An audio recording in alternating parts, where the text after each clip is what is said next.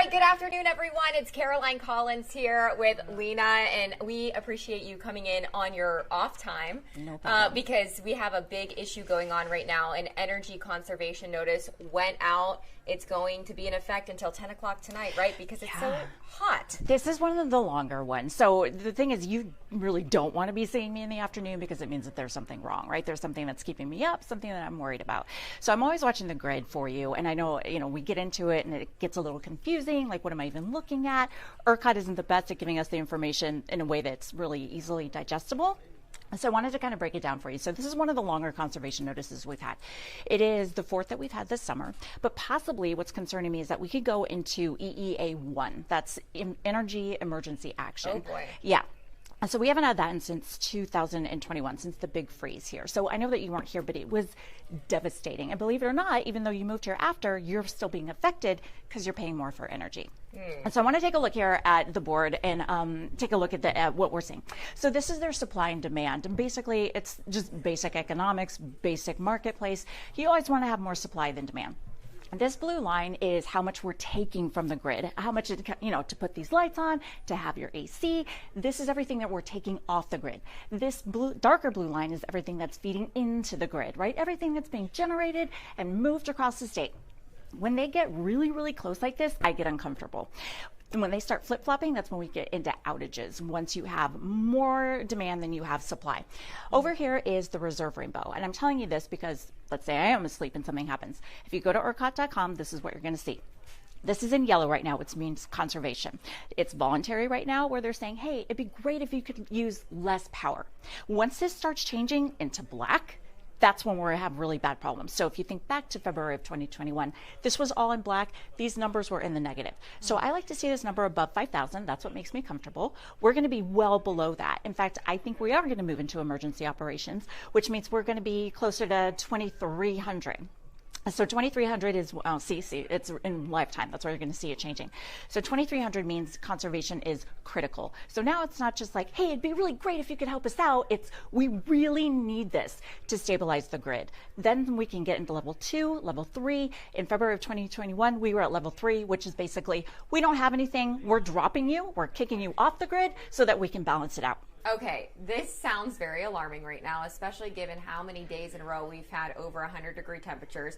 Our high today is like 106 degrees. That's very difficult on the power grid. So what can people sitting at home right now do to help this whole situation? Okay, so this comes up a lot, and this is where I kind of get on my soapbox here, and I get a little bit strong in my wording.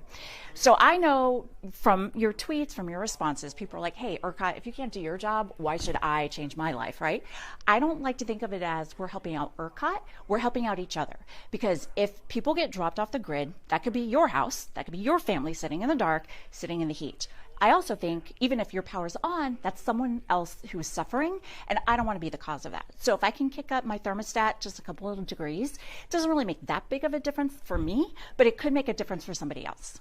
And so there's just so much going on right now in Houston with the heat coupled with the drought and now the strain on the power grid. It's like, wow.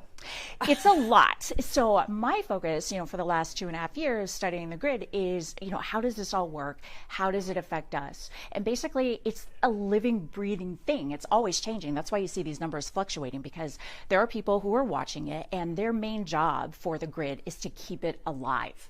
So in order to do that, they have to balance supply and demand. So if there is not enough supply, demand has to match that. It has to stay alive. So either we choose to demand less, use less, or they're going to do it for us, which is when you start seeing people getting dropped off the grid so they can balance it and keep the grid living and keeping us going forward. So literally they're looking at it and they're saying, okay, the grid can't handle it. We're going to have to basically cut power. So let me be clear. So EEA3, we're not near that right now. Okay, we're still at 56. This is still a number I like. It's still above 5,000. Right now, we're just in voluntary conservation. So the first emergency action level would be the one where they're just going to say it's critical now. So even if you were kind of thinking maybe you were going to do it, not going to do it, you need to make up your mind and do it. Please stop using as much as you're using. So I want to be clear that the worst case scenario is people start getting dropped off the grid. You go to turn on your lights, you don't have power. It's because they turned it off. But we're not near near that yet. We still have to get through level 1, level 2, and then level 3. Again, this number would have to drop from 5,600 to 3, I think would be 1,300. Just want to be sure. Yeah, 1375. That number would have to be 1375 for us to go into outage territory. Wow. So we still have a long way to go. However, I will tell you the margins right here, when you look at the supply and demand, they're so close together. The numbers I'm seeing are 1,200, which puts us in a really bad situation. And I have even seen vacillating throughout the day, because this always changes, right? It's living, it's moving and breathing. I have seen an inverse, which is what I don't want to see. You never want to see more demand than supply ever, because that's when there has to be outages at that point. There's nothing else that you can do. And that's why ERCOT puts this conserve power until 10 o'clock tonight, because people come home from work and then they start plugging things in and using a lot of power. So then it's a lot of people using a lot of power at once. So it's probably critical as you get ready to leave work. It's 3:34 right now, that you listen to what she's saying. Well, and also, you know what, if you can at work, I know a lot of times we'll leave work, we'll leave a lot of stuff on, right? The computer's still on, your lamp desk is still on. You've got a lot of stuff that's just using power all throughout the night that we don't need to use. So even if you have something under your desk, like, I don't know, maybe a little AC or a little fan or a little heater, unplug it, because that uses power. A little power, but it still all adds up. And if we can, you know, avoid us getting into critical territory where we're getting alerts on our phone, where we're breaking in to tell people something's wrong, let's go ahead and just do that. Oh yeah, I think one thing that people can agree on is that we don't want to be without power, because that means we're without air conditioning in these extremely dangerous heat conditions. That could be awful, you know? And that's why, I mean, because in 2021, the suffering was, I still get chills thinking about it, because it was unbearable to watch people suffering, especially when you knew that more could have been done. So some things have changed, not enough has changed, but what's critical right now is that we realize you want your power to be on for sure, and you really want other people's power to be on as well. So I think, okay, we're getting in dangerous territory, guys, here with clicking on stuff on the router. I just stand in front I'm just of it afraid right now. that we're going to end up with something we don't want to see. But we'll come forward and we'll cover it. This is Nick Jonas and his wife right here. We're not talking about that. No, not at all. Okay, but you've done a great job on Twitter keeping us updated in your other social media platforms. So if you're not following Lena DeFloria, please go follow her. That's your handle, right? Yeah, at Lena DeFlorius. It's easy enough. And if you just hit hashtag grid girl, that's me, because I'm always looking at the grid. So basically, I would say the tightest points, right, that you want to really watch out for tonight would be like 7:30 all the way till, I'm going to say 8:30. 6:30 to 8:30 is when it's going to be the tightest and the worst. So if anything happens, of course, we'll always let you know that. Just wanted to give you an idea when you go to the website, because you don't see this. But Nick Jonas and his wife, this is just a representation of how hot it is outside. Oh, look at you. See how hot that all is? Right. So this, when you look at the ERCOT dashboard and you're like, okay, all I see is a bunch of lines, some numbers, and some, colors. I just want you to know what you're looking at. Again, if you see green, that's great. Yellow is conservation. If we get into black, that's outages. The numbers are going to be pretty tight, so watch out for the number 1375 and below. 1375 and below is there's going to be outages. So we're all in the know here. We're always following it for you, and then hopefully we don't have any problems. And tomorrow morning at 4 a.m. on Wake Up, I'm telling you, hey, we got away with it, yet again. Yes. Yeah, we're back again. So let's see here. So weather watches. Oh, I am expecting, here's another thing that could happen is we could drop our demand, and that would be great. That's what we can do. That's what you and I can do. But one of the problems is it's so tight that if we get a power trip, meaning one of the generators, we have like 1,100 generators that make the power that feed into the grid. If one of those stops producing, then that drops the supply. Oh boy. Yeah, instantaneously. And we had that, I'm looking at the numbers here, like on June 16th, we lost the Comanche nuclear plant for about an hour. That was 1,200 megawatts. And if our margin is 1,288, then we're in outages. You know what I mean? Well, we, on this past Sunday, I don't know about the grid, but we hit 108 degrees. That has to just take a huge strain. For sure. On this power We're grid. all pumping the AC. Yeah. We have to, and we have to pump it a lot more. And it's costing us a lot more. So Sunday also, we did get a conservation notice as well. And it was not only because of the heat, but again, we had a trip is what I call it. But basically one of the generators stopped producing and that lowered the supply again. Nice. So there are a couple things at play like that we have no control over. There's nothing we can do. And every piece of machinery has a breaking point. Working in this heat around the clock, turning out the power. I mean, something's got to give at some point, right? It's like your car battery. A lot of people think it dies in the winter. It's the summer. It's the heat that kills your battery, and it's just hanging on for dear life until the winter. Yes, the heat killed my battery this year. It was just fantastic. Luckily, I got it fixed. It was fine. But when I came into work, everybody's like, your car's not used to this heat. Yeah. You know, it's so crazy, and it really did drain my battery. I was also speaking with our meteorologist, and she said basically we have no relief in sight until maybe mid next week as far as the temperatures go, and then finally we might drop below 100 degrees.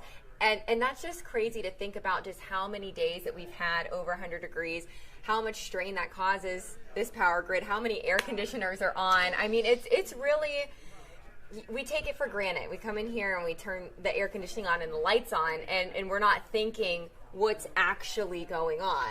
It's a lot that happens behind the scenes. Before February 2021, I mean, 9 out of 10 of us were like, what's ERCOT? What even is that? Never heard of it before, don't care. All I know is I turn on the light switch, you give me the power, and I pay my bill at the end of the month. But now, I mean, when you say ERCOT, when you say ERCOT conservation, I mean, people are like, not today, That's so go take a hike. But it's what's happening, and it is a huge part of our lives. I mean, it's part of our daily life, minute to minute, hour to hour. We're just not really focused on it because it's like magic, right? I turn on the light and there it is.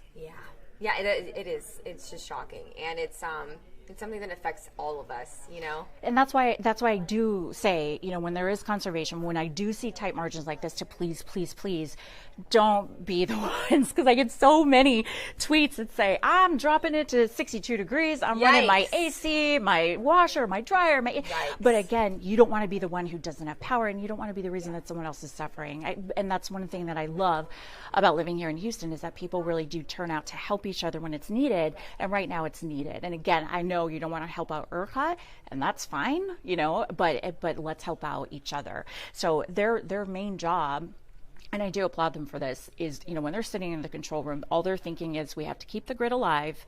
We have to keep the grid alive. And it's great that we all get power at home, but their main focus is to keep that grid alive, because if it goes into a black start, the only thing that can bring it back to life would be electricity, but the thing is dead. It's like your battery can't charge itself if the thing doesn't work. So we can't ERCOT can't let it get to that point. But there are a lot of things at play here. There's money galore into this thing. Politics plays a huge part. I followed those angles of the story as well. They're on the website over the last 2.5 years. But the main concern right now is the next few hours. Are we going to have power? How many times over the past 2 years did you see blackouts? We have not seen outages like we did in 2021, and before that I think it was maybe 2011, 1989. So it is rare, especially for it to be this close together, 2021 and 2023. Not good, and there's a gazillion reasons why that's happening. We have more people moving here who are using the power. There's a lot going on.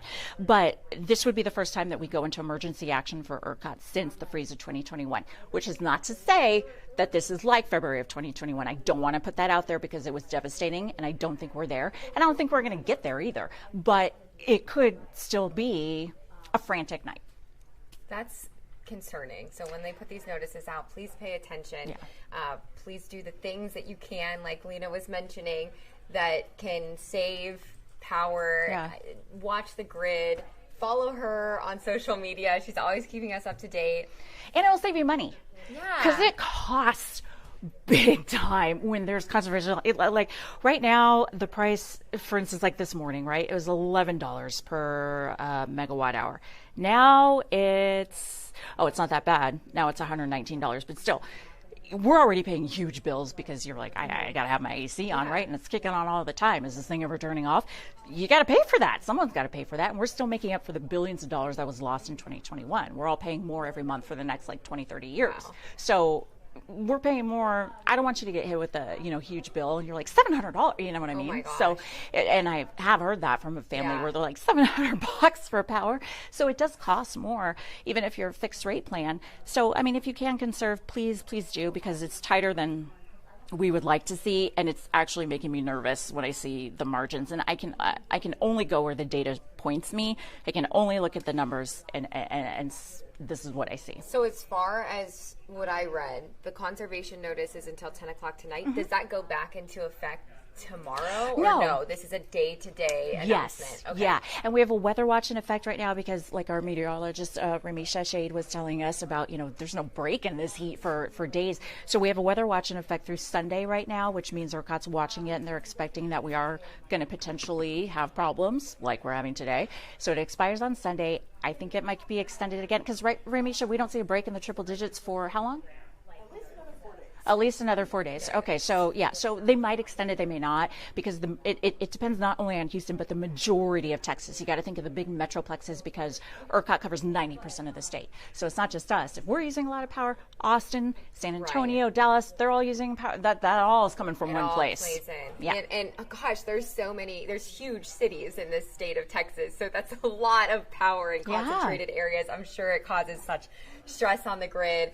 These temperatures are relentless. I don't know if I quite realized what I was moving into. I know you were. Yeah, I thought about you too from California because it's so beautiful and like no humidity. But California has a grid problem too. PG&E is. I mean, I just saw it being rated number 2. But I mean, everybody's got problems, right? We all have problems. This is our problem right now. And I think the mid interconnect, which covers part of Texas, the most eastern part. They're having problems too. I think they're in phase 2 of their system, and I don't really know how that translates to ours, but it just gives you an idea that there are flags popping up. It's not just us. It's a lot to be concerned about, and it's like, when are we going to get relief? So that's it's like, October. I know and I thought you guys are being dramatic. I'm like, it's going to cool down in September, right? No, it's not. That would be great. That would be great if that happens. That would be amazing. Let's just bank on October. But for now, though, what is it down to now? No, it's up near 6,000 now, the reserves, because they are, and there are some things that ERCOT can do. They have like back pocket things, right? They have things like, you know what, we're going to get out this card and we're going to get our ACE out and we're going to go ahead and grab this and put this in. So they do have options. It's just when you're looking at the basic numbers, and their options are things that can be like part of, the ancillary services, but it could also be the emergency actions. Emergency actions is where they pull out all the stops, right?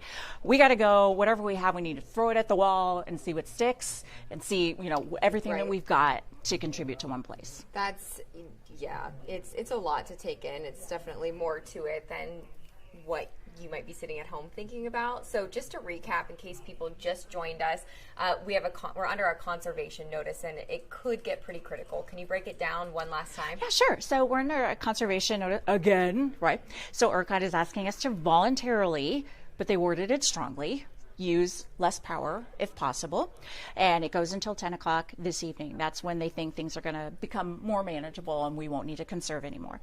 The numbers are so low, the lines between supply and demand are so close and so tight that the majority of the energy community, myself included, are thinking that we could possibly go into emergency actions. Emergency action is not necessarily you and I, it's ERCOT and their response. We haven't had that since the freeze of 2021. It doesn't mean that we're going to have the outages like 2021. It just means that things are tighter than we've seen over the last 2.5 years. So if you can use less power, please do that, because if people lose power, it could be you, and it could be your neighbor, and it could be someone else that you care about, and we don't want that for anybody. No. So that breaks it down for you. We're not in dire need right now, but we could get there. That's the big concern with these triple digit temperatures. We don't want to get there. It's scary to think about going without power when it's the high today is 106 degrees, and Sunday we saw 108 degrees. I mean, this is dangerous heat. So we don't want to be without power. So please conserve your energy. Lena, thank you so much for coming in sort of night side. You can watch her early in the morning. What time do you come on? 4 in the morning. 4 and hopefully I hope to tell you everything's fine.